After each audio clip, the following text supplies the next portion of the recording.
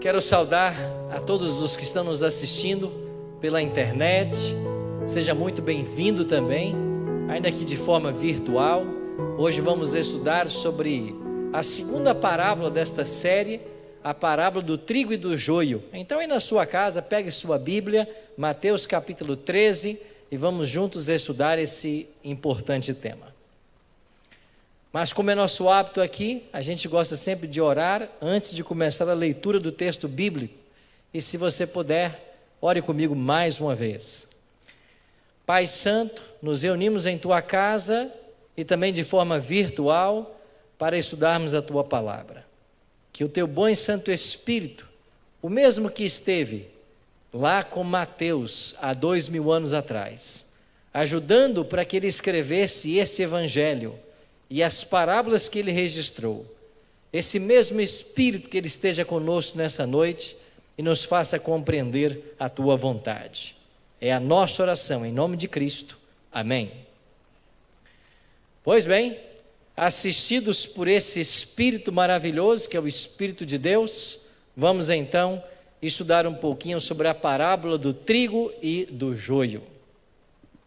Eu disse na quarta-feira passada, eu disse no primeiro encontro que nós tivemos, que Jesus era mestre do ensino, e Cristo era buscado por multidões. As pessoas queriam ouvi-lo, as multidões se aglomeravam, ele tinha uma atração extraordinária no seu ministério, as pessoas gostavam de ouvi-lo, as multidões diziam: não, vá embora, nós queremos continuar ouvindo você.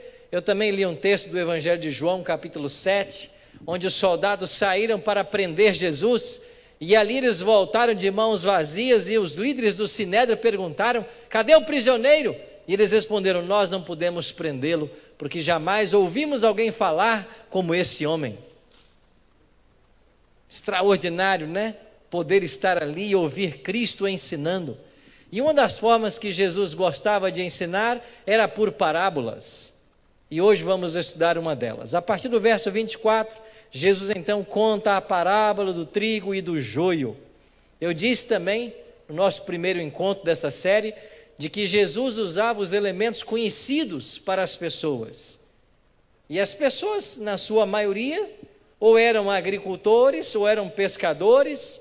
Eram poucas as opções de profissões nos dias de Cristo. E grande parte entendia muito bem o que era o trigo, o que era o joio, o que era a semeadura, a colheita. Se Jesus vivesse em nossos dias, ele usaria outras figuras de linguagem. Ele falaria sobre automóveis, falaria sobre internet, falaria sobre telefones, sobre videoconferências. Ele usava a linguagem que o povo entendia. Então os elementos dessa história eram elementos conhecidos.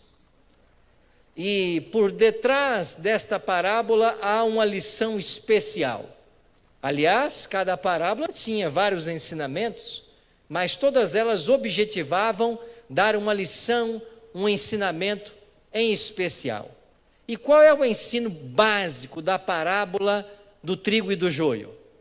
Porque existe o mal.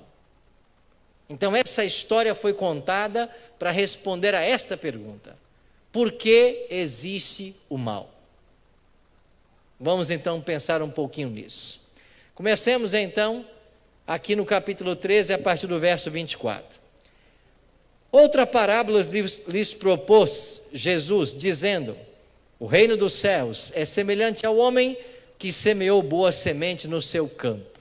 Mas, enquanto os homens dormiam, veio o inimigo dele, semeou joio no meio do trigo e retirou-se. Quando, porém, a erva cresceu e começou a espigar, então apareceu também o joio. Chegaram, pois, os servos do proprietário e disseram-lhe: Senhor, não semeaste no teu campo boa semente? De onde, pois, vem o joio?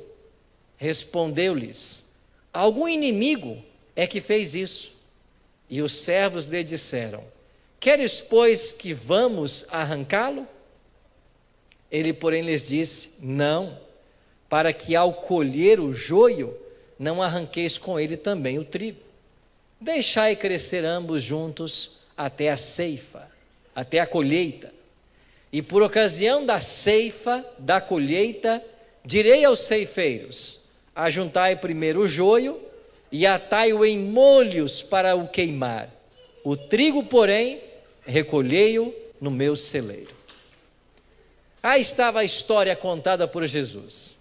E enquanto Jesus contava a história e falava de todos os elementos da história, as multidões ouviam atentamente. Mas o que é que ele queria ensinar com essa história? Nós sabemos o que significa a semeadura, sabemos o que significa o trigo, o joio. Nós entendemos que os inimigos, quando querem prejudicar outras pessoas, eles misturam sementes. Mas o que ele quer ensinar com isso? Você consegue entender tudo que a parábola ensina? Bom, se você não consegue entender tudo como eu, nós estamos iguais aos discípulos, porque os discípulos também não entenderam. E eles não entenderam quais os símbolos apresentados na parábola. O que representaria então aquele que semeia, a semente, o que representaria o solo, o trigo, o joio, os ceifeiros, vários elementos. Então depois, quando eles chegaram em casa, os discípulos se aproximaram dele e disseram assim: Senhor, explica-nos a parábola do joio no campo.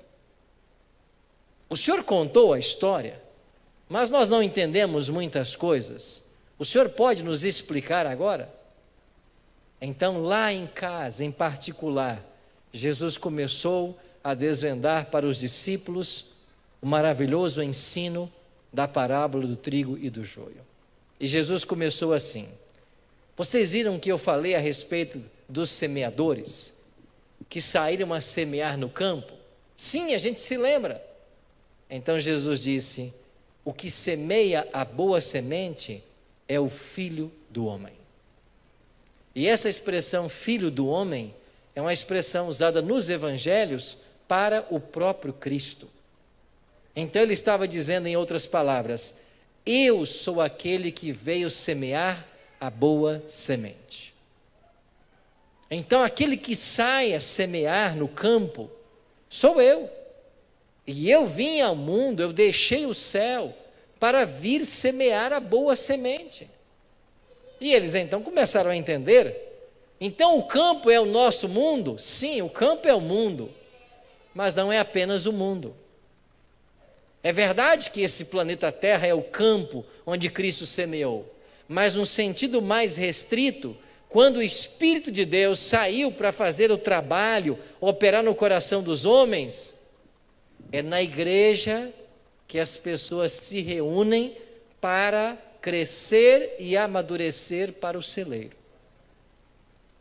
A semente foi semeada no mundo, mas nos corações que a semente brotou, o processo de crescimento e maturação acontece dentro da igreja. Então algumas pessoas por aí criticam a igreja.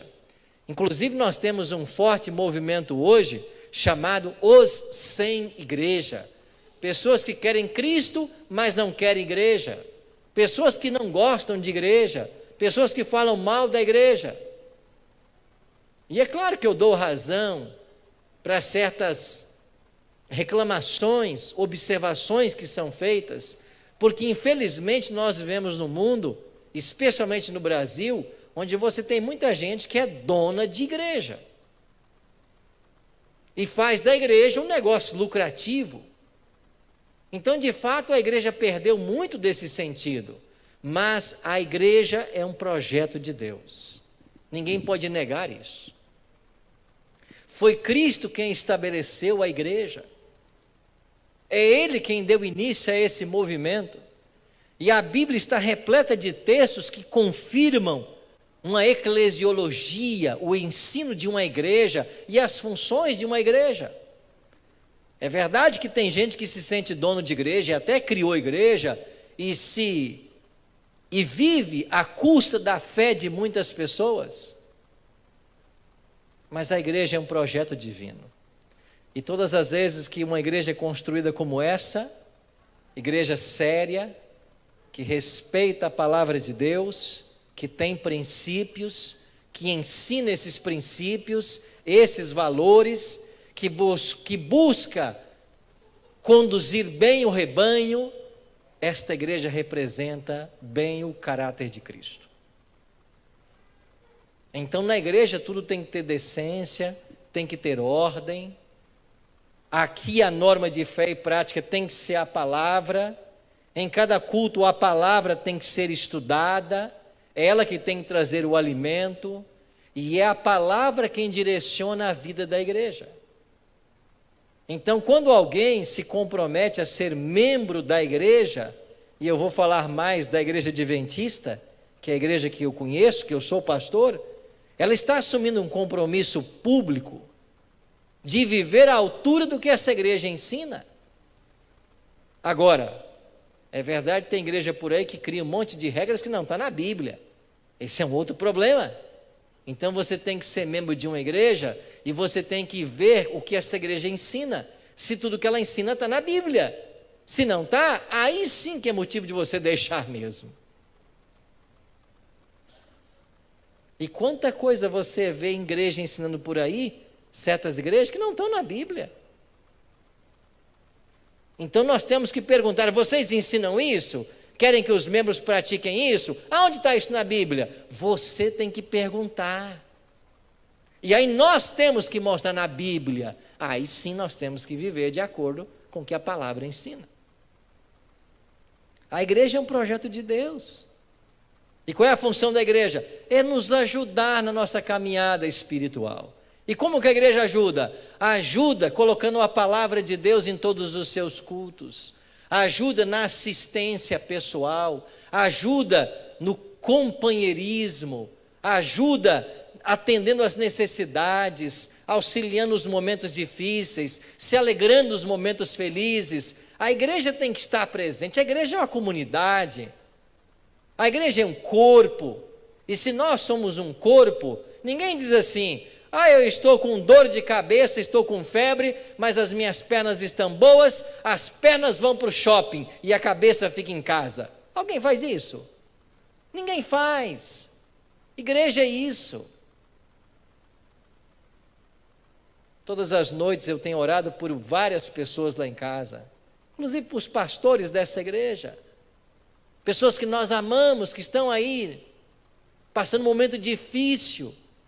E como que a gente não lembra desse? Tem que lembrar, tem que orar, tem que buscar dar o apoio que a gente puder dar. É igreja. Então aí está. E a boa semente da parábola? Cristo trouxe a boa semente. O que é a boa semente? Ele disse lá no verso 38, a boa semente são os filhos do reino. Filhos do reino? Essa expressão é usada para aqueles que aceitam o Evangelho, para aqueles que se submetem aos reclames do Evangelho, para aqueles que vivem a vontade do Pai revelada no Evangelho, revelada na Bíblia. É por isso que esse livro é a nossa cartilha. Todo dia tem que ser estudado, analisado, porque os filhos do reino pautam suas ações por esse livro. E se você tem os filhos do reino, então a boa semente representa aqueles que são nascidos da palavra de Deus, aqueles que se encontram com as verdades da Bíblia, que tomam suas decisões, que abandonam o pecado, que se aproximam cada vez mais de Cristo, que não vive segundo os costumes do mundo, mas vive sim segundo o ensino da palavra, que não se adequam ao modelo que o mundo oferece, mas o modelo que a palavra oferece. Então esta é a boa semente.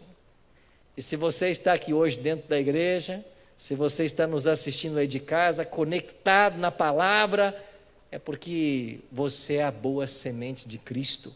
E amém por isso. Amém por essa prioridade que você tem na vida. Mas há outros elementos. Agora chega a vez do joio. O que é o joio contado na história? Jesus diz assim: o joio são os filhos do maligno. Maligno é quem? Satanás. Satanás tem filhos? Tem. Jesus certa vez diz assim: vocês são filhos do diabo, porque o diabo é o pai da mentira. Então vocês vivem na mentira, vocês são filhos do diabo. Então quem são os filhos do maligno? As pessoas que não vivem a palavra. O joio representa uma classe que é fruto do erro, de princípios falsos. São pessoas que não acreditam na Bíblia, mas acreditam em falsos princípios, falsas doutrinas. Acreditam em outras coisas, menos nas verdades da palavra de Deus.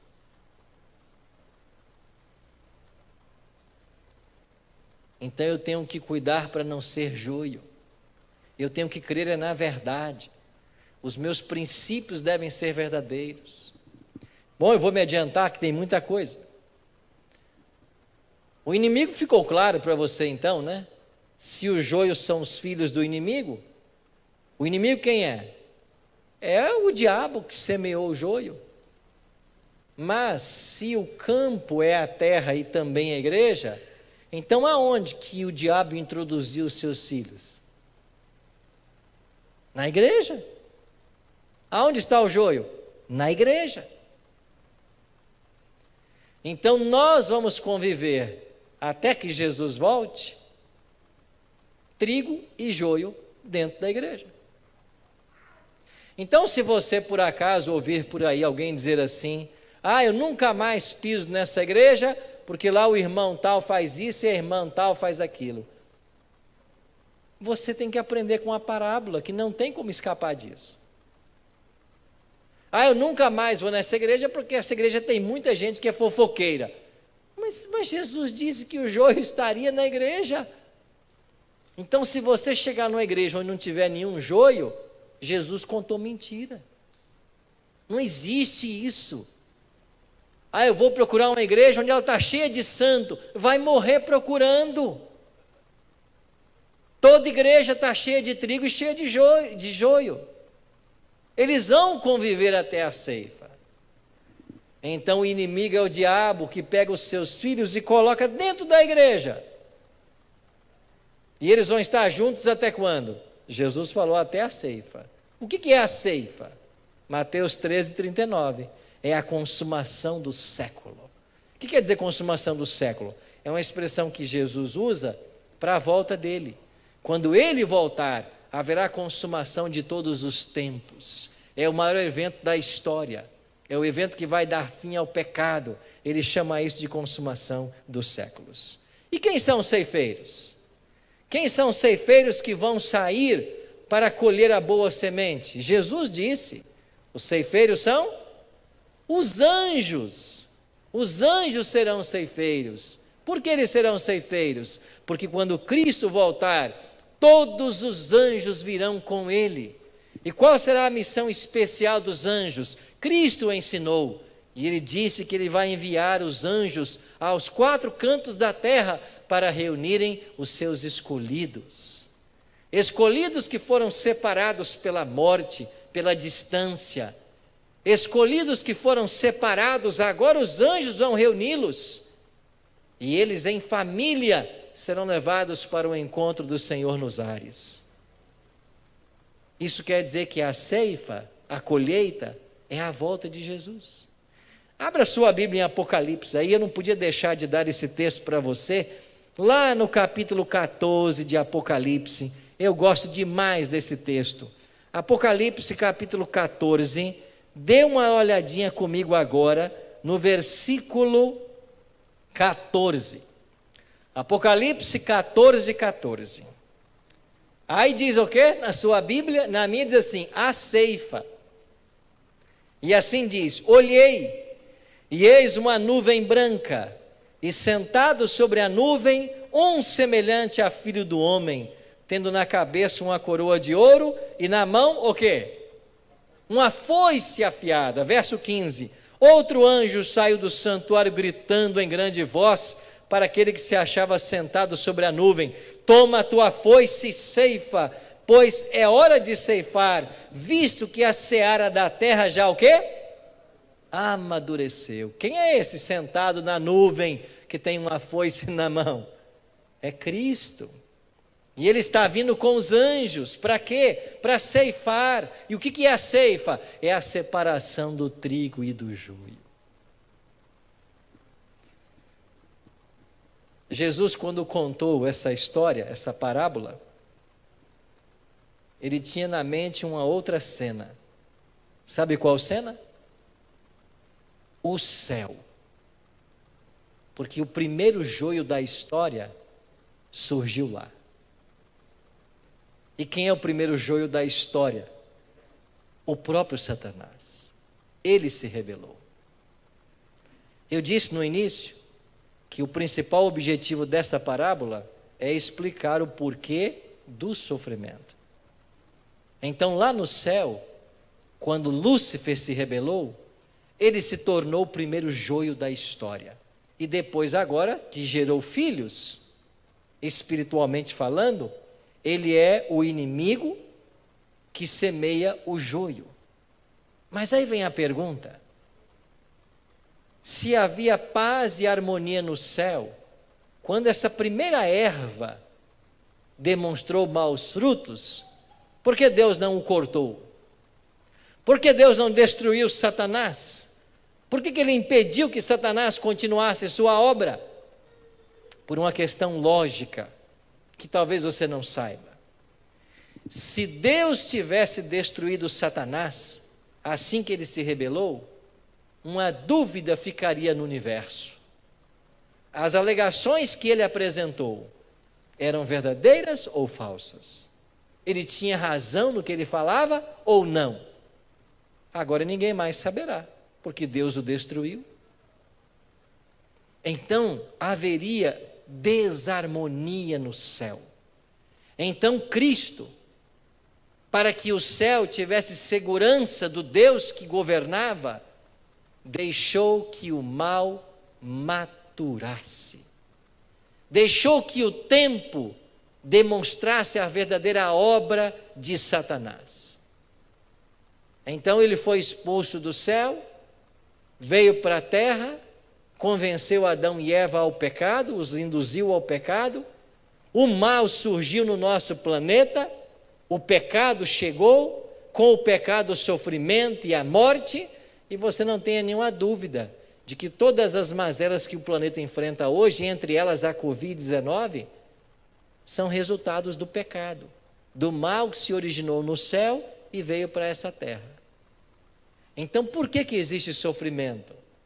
É porque existem dois poderes antagônicos lutando pela supremacia do universo e do coração humano. E agora que o mal alcançou o nosso planeta, nós também temos o trigo e temos o joio. Porque enquanto Cristo veio semear a boa semente, e isso começou lá no Jardim do Éden, com Adão e Eva, o inimigo veio semear o joio, a discórdia, a dúvida. E isso é trazido para dentro do ambiente da igreja. Agora, quando a gente estuda um pouquinho do trigo e do joio, a gente descobre que as hastes são muito parecidas. E estas hastes, elas são parecidas especialmente quando elas estão novas. Quando elas ainda estão verdes, é muito difícil distinguir uma da outra. Então hoje alguns poderiam pensar, como pensaram os servos daquela época: vamos arrancar o joio que o inimigo semeou. Mas o dono disse: não, porque vocês correm o risco de arrancar o trigo, uma vez que são parecidas. Então deixem até a colheita, deixem até a ceifa. Por quê? Porque o trigo, ele vai gerar o grão, e ele vai tombar o pendão diante do peso do fruto. Mas o joio não vai produzir fruto. Aí então saberemos o que é o joio e o que é o trigo. Por isso deixa até a colheita. Então ninguém tem autoridade hoje na igreja para chegar aqui e dizer assim: você é trigo e você é joio. Por quê? Porque Deus não conferiu essa autoridade a seres humanos.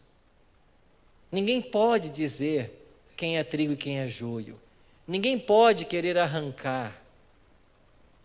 Porque Deus é quem vê o coração, mas o homem só vê a aparência. Então a gente tem que deixar que cada um se desenvolva. E assim como o caráter de Satanás teve tempo para ser demonstrado, o caráter de cada pessoa precisa de tempo. E finalmente o caráter vai revelar quem é a pessoa. Então, quando falamos em termos de salvação, igreja, nada importa. O que importa é o caráter. Ser membro da igreja é importante para o crescimento espiritual, para a vida espiritual.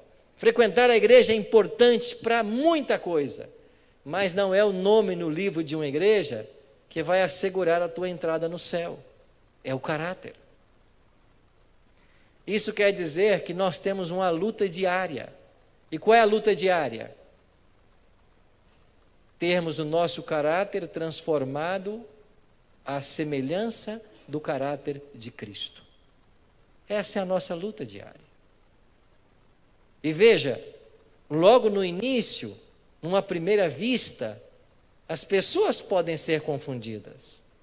Mas quando chegar a hora da ceifa, vai estar muito claro quem é trigo e quem é joio. E o próprio Cristo é quem vai voltar com a sua foice, como lemos em Apocalipse 14, e ele vem para separar o trigo do joio. E ele vai dar ordens para que o joio seja atado e queimado, e o trigo seja ajuntado no celeiro, que é uma linguagem para o céu. Então a pergunta reflexiva que fica no final da minha mensagem hoje é esta: você é trigo ou você é joio?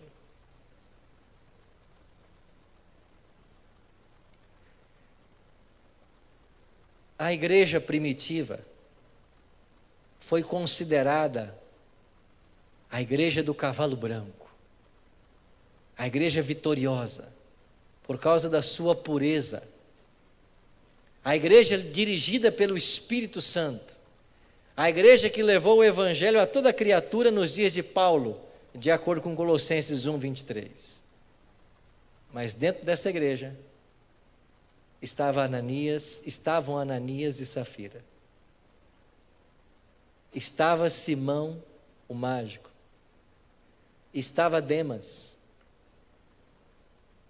Já tinha o joio. Jesus escolheu 12 para estarem com eles e enviá-los a pregar. Dentro dos 12 estava o joio, Judas. Então, se você em algum momento da sua caminhada cristã se frustrou por algo que você viu dentro da igreja, aprenda com a parábola. Vai ser sempre assim. E se eu estou falando para alguém que abandonou a igreja, os caminhos do Senhor, porque você viu lá um mau testemunho, porque você não suporta a incoerência de alguns crentes, aprenda com a parábola. Disse Cristo que vai ser assim. Isso não vai mudar. Então isso não é desculpa para você ficar fora da igreja. Porque se você fica fora da igreja, você já está se colocando fora da casa que Deus estabeleceu, do lugar que Ele estabeleceu para os seus filhos se congregarem e para crescerem na sua experiência religiosa. Você não tem que se importar com A ou B. Não olhe para quem senta do lado o que ele está fazendo. Se importa com você. Se preocupe com você. Porque finalmente o que vai distinguir o trigo do joio é o caráter. E isso ninguém esconde. Diante de Cristo não dá para esconder. E o caráter é a única coisa que nós vamos levar para os céus. A única coisa. O caráter que nós estamos formando. Com isso, nós entendemos que através desta parábola contada por Jesus, nós entendemos o porquê do sofrimento hoje. É porque o diabo conseguiu espalhar o joio nesse planeta e dentro da igreja. Todo sofrimento tem origem nele, nunca em Deus. Só que todo o mal que o planeta foi acometido está com seus dias contados. Por quê? Porque a ceifa se aproxima. E quando ele voltar, ele vai separar o trigo do joio. E a minha oração nesta noite é que eu e você sejamos o precioso trigo de Cristo. Vamos orar? Pai querido, obrigado pelos ensinos da Tua palavra. Obrigado por sabermos de que a igreja é uma ideia Tua. O Senhor a estabeleceu. A despeito hoje de termos muitas pessoas mal intencionadas, se valendo de igrejas, mas a igreja é um projeto do Senhor. E mesmo dentro dessa igreja, o Senhor tem o trigo e o joio, as pessoas que vivem o Evangelho e as que vivem falsas doutrinas, as que acreditam na Tua palavra e as que duvidam, as que estão se relacionando com o Senhor e as que querem apenas uma religião de fachada. Dá-nos o discernimento espiritual para que nós entendamos hoje de que será assim até a colheita. E se a colheita será apenas na Tua vinda, então nós temos que buscar ser o bom trigo de Cristo e não nos importar com o joio que cresce dentro da igreja. Pai, nos ajuda hoje a termos esta visão clara e que o Teu Espírito nos ajude em nosso preparo para os céus. É a nossa oração, em nome de Jesus.